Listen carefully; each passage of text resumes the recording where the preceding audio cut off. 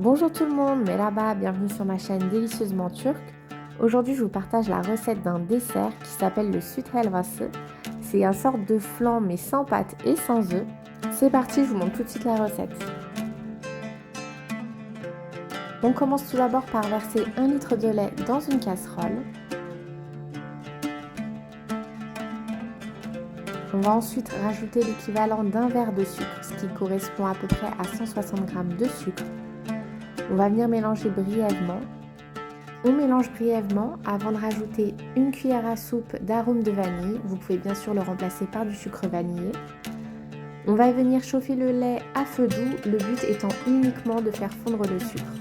Quand le sucre a bien fondu, on coupe le feu et on commence notre préparation.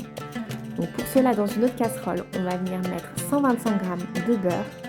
On fait chauffer le beurre et lorsque celui-ci commence à crépiter et a bien fondu, on vient rajouter donc un verre de farine, ce qui correspond à 100 g de farine.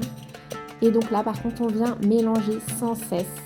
La chose la plus importante dans la recette, c'est vraiment de mélanger sans s'arrêter.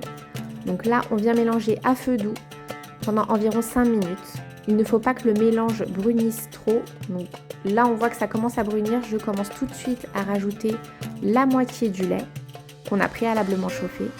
Et donc, je rajoute tout en mélangeant sans m'arrêter. Au bout de quelques minutes, on va voir que la préparation va commencer à s'épaissir. Et là, ça va être le moment de verser la deuxième partie du lait, tout en mélangeant.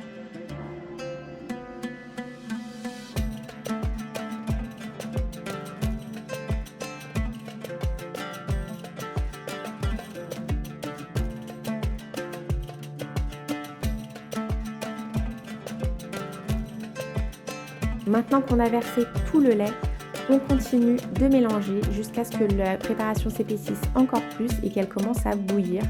Donc là, on commence à voir les petites bulles et on coupe immédiatement le feu. Sans attendre, on verse la préparation dans les contenants. Moi, j'ai choisi donc des gros ramequins, c'est pour ça que j'ai pu en faire 5. Si vos ramequins sont plus petits, vous pourrez en faire beaucoup plus.